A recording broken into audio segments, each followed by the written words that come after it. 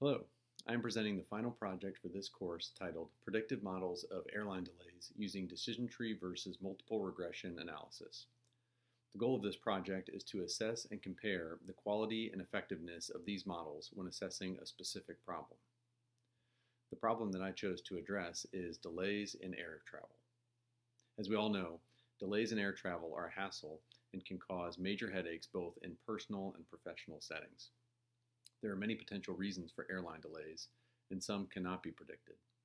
Weather patterns and electrical malfunctions happen sporadically, but I was interested to see if certain variables in predicting delays could potentially have predictive value. This data set, which I found in the Jump Pro system, included airline information from over 29,000 flights from several years ago. It records delays both in total elapsed time that a passenger was delayed, as well as how long past a scheduled arrival that a plane actually landed. I assessed the quality of both of these elements as dependent variables. The predictive variables included total distance traveled by the passenger, information from 6 different airlines, 2 of which have now been absorbed from the larger airlines, the day of the week, and also the month of the year.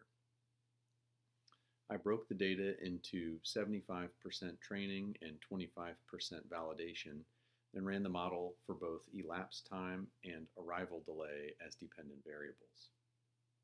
The poster is broken into columns which demonstrate both the decision tree model and the multiple regression model. The decision tree was broken into 91 splits overall when I ran the model, and I noticed that the first 13 splits were all based on distance. This is clearly the most critical independent predictive variable in this model. Following distance, airline was the next variable noted in the splits. Notably, this model suggests that Southwest and American Airlines had the lowest delay times for the time this study was run. Next, I looked at the multiple regression model. This gives more granular data for elapsed time and arrival delay.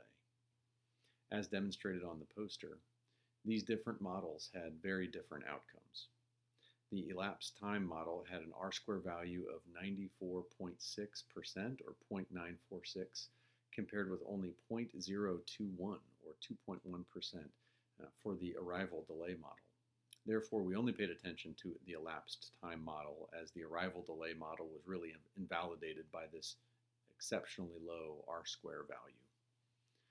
Comparing the decision tree model with the elapsed time version of the multiple regression model, we can see that the models are really equally effective for this data set.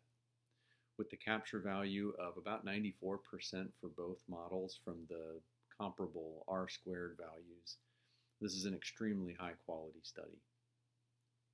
We concluded from these models that total distance traveled is a critical factor in experiencing airline delays.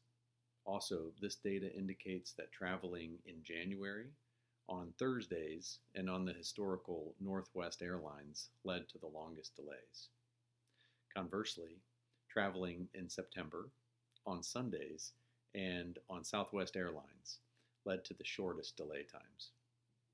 This was a very interesting study and a relevant business question that affects everyone who travels on airplanes. I enjoyed learning about these models and was very pleased with the results of the study. Thank you.